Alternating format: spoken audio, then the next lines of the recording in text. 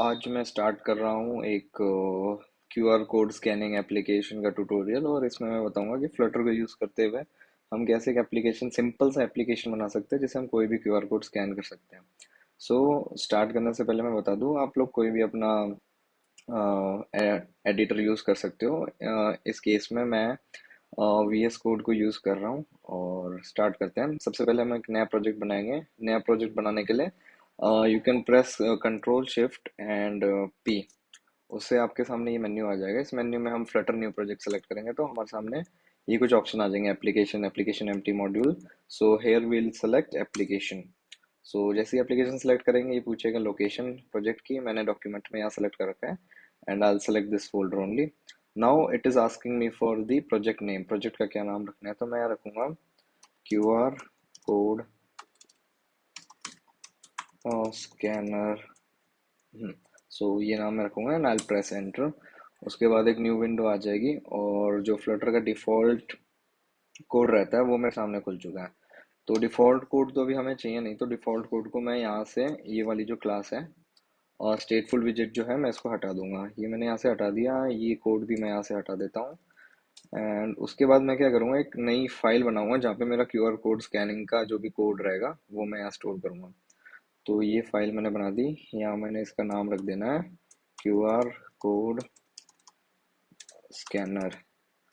और जब भी VS कोड यूज़ करते हैं तो उसमें ये डार्ट एक्सटेंशन लगाना जरूरी है। तो ये डार्ट एक्सटेंशन लगा दिया मैंने एंड एंटर प्रेस कर दिया। उसके बाद मैंने अपना कोड पहले से लिख के रखा था तो वो मैंने यहाँ पे पेस्ट कर दिया। ये कोड मैं अभी लाइन बाय लाइन बता दूंगा। उससे पहले इस कोड, ये जो क्लास बनाई है हमने क्यूआर कोड स्कैनर जो फाइल है, इसके अंदर ये क्लास बनी हुई है क्यूआर कोड स्कैनर। तो इस क्लास का नाम मैंने कॉपी कर लिया और मैं इसको मेन से कॉल करवा दूंगा कि जैसी मेन से एप्लीकेशन हमारा ओपन हो तो डायरेक्ट ये वाला स्क्रीन कॉल हो जाए। तो ये मैंने पेस्ट कर दिया वो जो नाम वहाँ से कॉपी किया था। और मैं यहाँ से इसको इंपोर्ट कर लूँगा। ये कह रहा है कॉन्स्ट की रिक्वायरमेंट नहीं है तो कॉन्स्ट हटा दिया मैंने यहाँ से।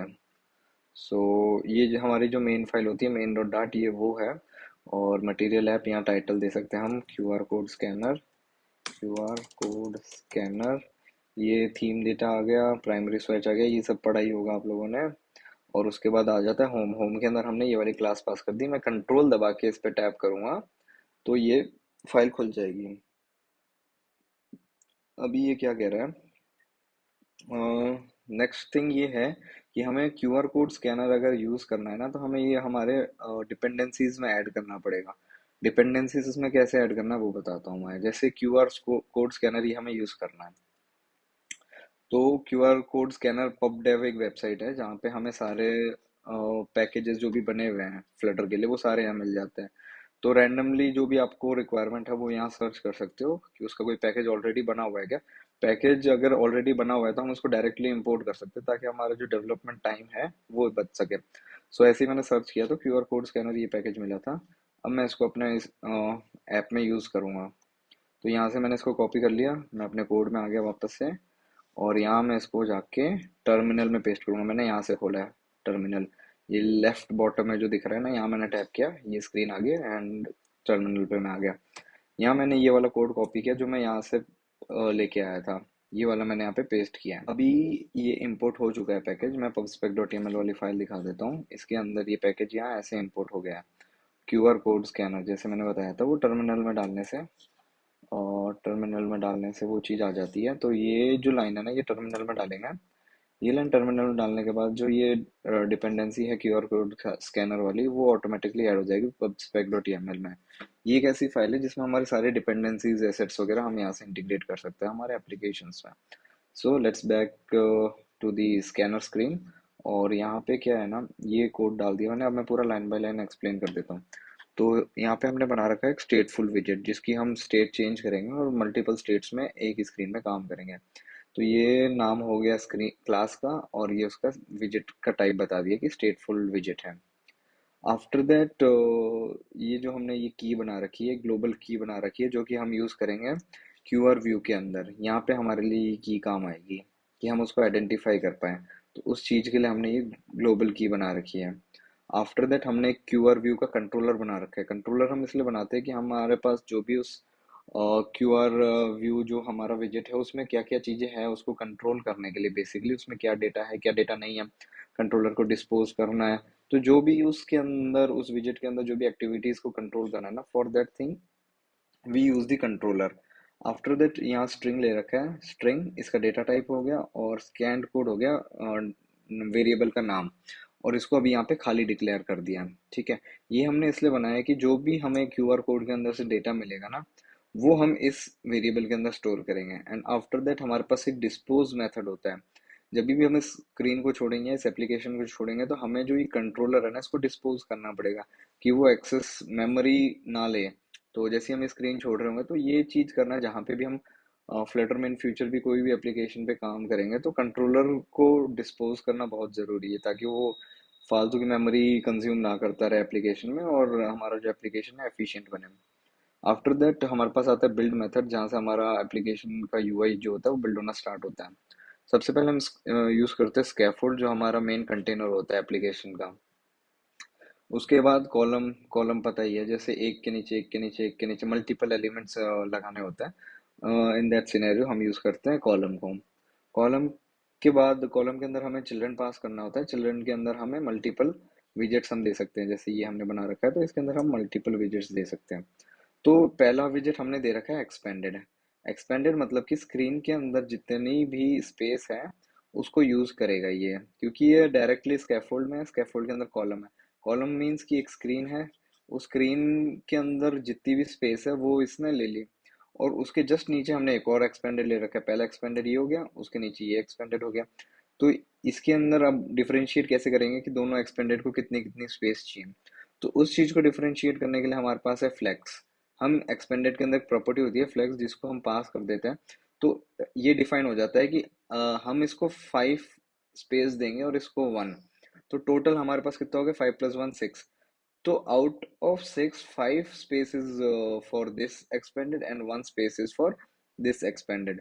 सो अभी मैं इसको रन करूंगा ना तो समझ आएगा कि कैसे ये 5 ले रहा है और कैसे ये 1 ले रहा है, ये दिखेगा ना तो हमें इजीली पता चलेगा। सो पहले एक्सपेंडेड में आते हैं। पहला एक्सपेंडेड देखा, इसके अंदर फ्लेक्स 5 दे रखा है, तो ये 5 के बराबर की स्पेस लेगा आउट ऑफ 6। और उसके बाद हमने एक्सपेंडेड के चाइल्ड में पास किया क्यूआर व्यू। अब क्यूआर व्यू कहाँ से आया, क्यूआर व्यू आया जब हमने ये इंपोर्ट किया ना, ये पैकेज इंपोर्ट करने के बाद हमें ये विजेट मिलता है क्यूआर व्यू। क्यूआर व्यू के अंदर एक पैरामीटर जाता है की हमने जो ग्लोबल की बनाई थी वो हमें यहाँ पास करनी पड़ती है, जो कि देनी पड़ेगी हमें। और उसके बाद आता है ऑन क्यूआर व्यू क्रिएटेड, ये इसका एक फंक्शन है कि ऑन क्यूआर व्यू क्रिएटेड। जैसे ही क्यूआर व्यू विजेट जो है इसको पता चल जाएगा कि मैंने क्यूआर स्कैन कर लिया है। अब क्यूआर स्कैन करने के बाद मेरे को क्या करना है वो चीज ये बता रहा है कि ऑन क्यूआर व्यू क्रिएटेड, जैसे ही मैं स्कैन कर लूँ या क्रिएट हो जाए उसके बाद मेरे को क्या करना है। तो उसके बाद मेरे को यहाँ एक मैंने मेथड बना रखा है नीचे, वो मेथड मैंने यहाँ पास कर रखा है कि जैसे ही क्यूआर व्यू क्रिएट हो जाए तो इस मेथड को कॉल करना है। अब इस मेथड में क्या होगा अभी आते हैं, पहले ही मैं ये एक्सपेंडेड समझा दूँ। तो कॉलम में क्या होता है, मल्टीपल विजेट्स आते हैं। ठीक है, मल्टीपल विजेट्स में पहला विजेट हमने पहला एक एक्सपेंडेड ये दे रखा है, दूसरा एक्सपेंडेड हमने ये दे रखा है। तो कॉलम में हमने दो एक्सपेंडेड दे दिए, पहले एक्सपेंडेड ये बता दिया मैंने, और दूसरा एक्सपेंडेड है जिसका फ्लेक्स 1 दे रखा है, जो कि डेफिनेटली इससे कम स्पेस लेगा क्योंकि इसमें 5 है फ्लेक्स और इसमें 1 है, तो उससे थोड़ी कम स्पेस लेने वाला है। अब इस एक्सपेंडेड के हमने अंदर हमने क्या करा है, एक सेंटर पास कर रखा है चाइल्ड के अंदर। सेंटर में एक टेक्स्ट दिखेगा, टेक्स्ट को हमने यहाँ स्टैटिक डाल दिया स्कैंड कोड। जो भी स्कैन कर रहे हैं ना हम, वो कोड यहाँ दिखेगा और उसकी स्टाइल दे दी टेक्स्ट की स्टाइल। अब यहाँ जैसी भी आपको स्टाइल देनी है आप अपने हिसाब से दे सकते हैं। ये हो गया स्कैन कोड। स्कैन कोड अभी मैंने जैसे बताया था कि ऊपर हमने एक खाली स्ट्रिंग ले रखी है, स्ट्रिंग के अंदर अभी हमने कुछ भी पास नहीं कर रखा, तो ये स्कैन कोड मैंने यहाँ पास कर रखा है। अब स्कैन कोड में कैसे डेटा आएगा अभी मैं बताता हूँ। तो ये दोनों एक्सपेंडेड हो गए कंप्लीट। हमारे कॉलम को किस लिए यूज करते हैं, मल्टीपल विजेट्स डालने होते हैं जब एक ही स्क्रीन पे, जब हम यूज करते हैं कॉलम एक के नीचे डालना होता है, then in that case we use the column. Expanded 1 हो गया, एक्सपेंडेड 2 हो गया। अब एक्सपेंडेड 1 में मैंने बताया था कि क्यूआर व्यू हम यूज कर रहे हैं, और क्यूआर व्यू में अपन ने की पास करी थी, और on QR view created, on QR view create होने पे क्या करना है वो चीज हम यहाँ पास करेंगे। तो मैंने बताया था जैसे एक मेथड पास कर रखा है मेथड, तो ऑन क्यूअर व्यू पे ये मेथड कॉल होगा। तो अब मैं इस मेथड पे आ जाता हूँ कि ये मेथड क्या करता है बेसिकली। ये मेथड मैंने नीचे डिफाइन कर रखा है, जिसका टाइप है void, मतलब this will not return anything. और QR on QR view created इस मेथड का नाम है, और ये एक्सेप्ट करेगा कंट्रोलर को। तो कंट्रोलर हमारा यहाँ से पास हो रहा है इसके अंदर, इस मेथड के अंदर जब भी इस मेथड को कॉल किया जाएगा तो इसको कंट्रोलर की रिक्वायरमेंट होगी, तो वो कंट्रोलर हमें इसके अंदर से मिल जाएगा। उसके बाद हम कंट्रोलर को यूज करके दिस डॉट कंट्रोलर में इसका डेटा सेव कर लेंगे। और controller dot scanned data stream, ये इस कंट्रोलर के अंदर प्रॉपर्टी होती है। जैसे मैंने स्टार्टिंग में बताया था कि हम कंट्रोलर बनाते हैं इस जो भी हम विजेट बना रहे हो उसका। तो कंट्रोलर बनाने का फायदा ये होता है कि हम उसको कंट्रोल कर सकते हैं, उसमें क्या डेटा है वो सब देख सकते हैं, उसको डिस्पोज कर सकते हैं, उसका स्टेट चेक कर सकते हैं। तो अभी इस कंट्रोलर का डेटा टाइप है QR view controller. QR view controller में हमारे पास सारा एक्सेस होगा इस क्यूआर व्यू का। तो इस कंट्रोलर को एक्सेस करके इसके अंदर एक फंक्शन होता है स्कैन्ड डेटा स्ट्रीम, मतलब स्ट्रीम में डेटा आता जाएगा। स्ट्रीम बोले तो एक के पीछे जैसे हम बोलते हैं ना लाइव स्ट्रीम, तो वही सेम चीज है। लाइव स्ट्रीम में हमारा क्या लाइव आता है डेटा, एक के पीछे मतलब कंटिन्यूस डेटा आता है, स्ट्रीम में आता है। कोई नदी बह रही है तो वो स्ट्रीम में बह रही है, मतलब नॉन स्टॉप ऊपर से पानी आ रहा है नीचे जाता जा रहा है जाता जा रहा है, वो स्ट्रीम होता है डेटा का। तो इसमें क्या है, controller dot scanned data stream, मतलब डेटा का स्ट्रीम होता रहेगा, वो कंटिन्यूस डेटा भेजता जाएगा। और हम यहाँ एक फंक्शन यूज करेंगे लिसन का, ये इसमें बाय डिफॉल्ट होता है, जैसे मैं लिख के दिखाता हूँ। कंट्रोलर डॉट या has permission scan data stream, dispose करना है, कैमरा फ्लिप करना है, कैमरा की इंफॉर्मेशन, फ्लैश स्टेटस, ये सब मैंने बताया ना, सारा एक्सेस होता है कंट्रोलर के अंदर। तो pause camera, resume camera, camera scan invert, stop camera, ये सारी चीजें हम क्या उससे कंट्रोलर से चेक कर सकते हैं। तो इसी में ये फंक्शन होता है स्कैन डेटा स्ट्रीम, और इस पे मैंने लगा दिया लिसन। अब लिसन करेगा तो जो भी डेटा आएगा उसको कहाँ स्टोर करना है, उसको स्टोर करना है स्कैन डेटा नाम के वेरिएबल में। ये मैंने यहाँ पास कर दिया। उसके बाद स्कैन डेटा वेरिएबल के बाद हम ये ब्रैकेट्स यूज करते हैं कि ये स्कैन डेटा कंप्लीट होने के बाद हम क्या करने वाले हैं। जैसे मैं इसको एक बार अभी कमेंट कर देता हूँ, अच्छे से समझाता हूँ।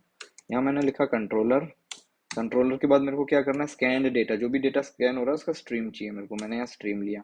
उसके बाद मेरे को क्या करना है, इसके ऊपर लिसन लगाना है। तो लिसन लगाने से ये होगा कि हमारा जो एप्लीकेशन है, जो स्टेट है, वो उसको कंटिन्यूस लिसन करता रहेगा, सुनता रहेगा कि क्या क्या चीजें आ रही है। मैंने उसको यहाँ लगाया तो यहाँ आ गया इवेंट। और इवेंट के बाद जो ये बीच में यहाँ आ रहा है ना मेरा कर्सर, ये कह रहा है कि इवेंट के साथ आप क्या करना चाहते हो, उसकी कोडिंग यहाँ करनी है। What you want to do code here, ये चीज हमें यहाँ डालनी है। और ये लास्ट में कह रहा है सेमीकोलन डाल दो, तो यहाँ मैंने डाल दिया सेमीकोलन। अब हमें क्या करना है, अब मैंने जैसे बताया था कि यहाँ हमने एक खाली वेरिएबल ले रखा है। इस खाली वेरिएबल में हमें वो डेटा दिखाना है जो कि हमारा क्यूआर कोड से आया है। तो उस चीज को करने के लिए क्या करेंगे हम, जैसे ये इवेंट में हमारा जो भी डेटा स्कैन हुआ है वो इसमें आ गया, तो उस चीज को करने के लिए हम क्या करते हैं, ये मैंने यहाँ से कॉपी किया स्कैन कोड, इसमें मेरे को डेटा सेव करना है। तो स्कैन कोड मैंने यहाँ पेस्ट किया, scan code is equal to event dot event dot code. तो जो भी उसके अंदर डेटा आएगा वो हम यहाँ डालेंगे। अब ये देखो क्या एरर दे रहा है, ये कह रहा है the value of string question mark, मतलब कि जो इवेंट डॉट कोड है ना, this can be null, question mark मतलब ये है कि जो स्ट्रिंग है वो नल हो सकती है। जो इवेंट डॉट कोड लिखा हुआ है वो नल हो सकता है, जबकि हमें नल नहीं चाहिए। तो हम इसको यहाँ लगा देंगे एक्सक्लेमेशन। एक्सक्लेमेशन लगाने से कंपाइलर को ये पता चलेगा कि हाँ भाई, ये जो डेटा है इवेंट डॉट कोड, ये किसी भी हालत में नल नहीं आएगा, ये इसका मतलब है। तो ये एक्सक्लेमेशन लगाने से ऐसा होगा। अब नेक्स्ट ये आता है कि फ्लटर में क्या होता है ना, अब जैसे मैंने इसको इसके इक्वल करा दिया, तो डेटा इसके अंदर डायरेक्टली स्टोर तो हो जाएगा, बट वो स्क्रीन पर रिफ्लेक्ट नहीं होगा, क्योंकि स्टेट अपडेट नहीं हो रही है। एप्लीकेशन की स्टेट होती है, जैसे स्टेट बोले तो जैसे हम ई कॉमर्स का एप्लीकेशन चला रहे हैं, उसमें आपने कोई सामान कार्ट में ऐड किया, तो कार्ट में दिखेगा कैसे, जब वो अपडेट होगा, स्टेट अपडेट होगी कि हाँ भाई कुछ डाला है। तो वही चीज हमें यहाँ करने के लिए हम क्या करते हैं, हम यूज करते हैं फ्लटर में सेट स्टेट का। सेट स्टेट मतलब स्टेट को अपडेट करते हैं। अब इस कोड को उठा के मैं कट किया मैंने, और मैंने इसको पेस्ट कर दिया, ये सेट स्टेट के अंदर डाल दिया। तो जो भी काम होगा वो स्टेट में अपडेट हो जाएगा हमारा, तो हम उसको लाइव अपने एप्लीकेशन में देख पाएंगे। अब क्या करता हूँ, मैं इस एप्लीकेशन को रन करता हूँ मेरे रियल डिवाइस पे। ये मैंने यहाँ से अपना डिवाइस सेलेक्ट कर लिया, मैं डिवाइस को यहाँ दिखाना चाहता हूँ स्क्रीन पे। तो मैं यहाँ ओपन करूँगा वाइजर, ये मेरा डिवाइस आ गया।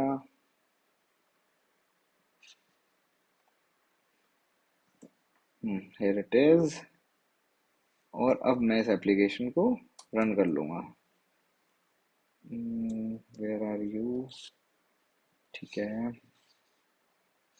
ये मैंने इसको यहाँ पे, कहाँ गया कहाँ गया, ये मैंने इसको यहाँ पे रन कर लिया। अब मैं एप्लीकेशन रन कर रहा हूँ F5 दबा के। ये मेरा एप्लीकेशन यहाँ रन हो गया। और साइड बाय साइड मैं अपने मोबाइल की स्क्रीन में दिखा देता हूँ कि इस पे क्या चल रहा है। मेरे मोबाइल की स्क्रीन है, एप्लीकेशन रन हो रही है। और अभी थोड़ी देर में ये हमारी एप्लीकेशन खुल गई। अब एप्लीकेशन खुलने के बाद क्या होगा, डायरेक्टली वो कैमरा दिखाएगा। ये हमारे कैमरे से जो भी रिकॉर्ड हो रहा है, कि फर्स्ट टाइम खोलते तो कैमरे की परमिशन मांगता है, तो मैंने वो परमिशन ऑलरेडी अलाउ कर दी थी। ठीक है। इसके होने के बाद मैं क्या करता हूँ, कोई रैंडम क्यूआर कोड खोल लेता हूँ। ये मैंने खोला अपना क्यूआर कोड, मैं यहाँ खोल लेता हूँ। गूगल सर्च कर रखा है मैंने रैंडम क्यूआर का। ये मेरे यहाँ पे स्क्रीन पे रैंडम क्यूआर दिख रहे होंगे। मैं साइड बाय साइड मोबाइल भी दिखाने की कोशिश कर रहा हूँ। ये आ गया हमारा मोबाइल, बट इसको साइड में लगा देता हूँ ताकि दोनों चीज़ें दिख जाए। ये यहाँ डाल दिया QR. QR code random, Google पे सर्च किया मैंने रैंडम क्यूआर, ये देखो रैंडम क्यूआर। ये राइट हैंड साइड में मेरे मोबाइल की स्क्रीन दिख रही है, लेफ्ट में गूगल सर्च किया रैंडम क्यूआर। अब ये नीचे देखना, जैसे ही ये क्यूआर कोड स्कैन हुआ, नीचे आ गया स्कैन कोड में randomqr.com। अब मैं कुछ और खोलता हूँ, जैसे मैंने ये खोला तो इस क्यूआर कोड के अंदर क्या है वो भी आ जाएगा। अभी इसमें विकिपीडिया की लिंक डली हुई थी तो विकिपीडिया की लिंक आ गई। अब मैं कोई और रैंडम खोलता हूँ, ये खोलता हूँ। इसके अंदर क्या है, इसके अंदर red link is the best link, इस क्यूआर कोड के अंदर ये लिखा हुआ था तो ये आ गया। अब मैं ये वाली लिंक खोलता हूँ, इसमें क्या है, इसमें कुछ यूआरएल दी हुई है, स्कैन फॉर कॉम्प्लीमेंट, इसको tony v dot me compliment ये डला हुआ है। के केयर खोलता हूँ, इसके अंदर क्या डला हुआ है, इसके अंदर ये स्कैन नहीं कर पा रहा है कि इसमें कोई डेटा नहीं है। ये खोला मैंने, इसमें क्या डला हुआ है, इसमें बुकमार्क और एक यूआरएल दिया हुआ है, स्कैन इट। ये खोल के देखते हैं, इसमें क्या दे रखा है, इसमें विकिपीडिया की लिंक दे रखी है। So this is how it works. बहुत ज़्यादा सिंपल ट्यूटोरियल था, बस एक पैकेज यूज़ करना है and that is all you have to do. So ये ट्यूटोरियल था कंप्लीट, और इसमें अगर आप लोगों को कुछ भी समझना है तो you can do comment below. So that is it all from my side. So thank you all.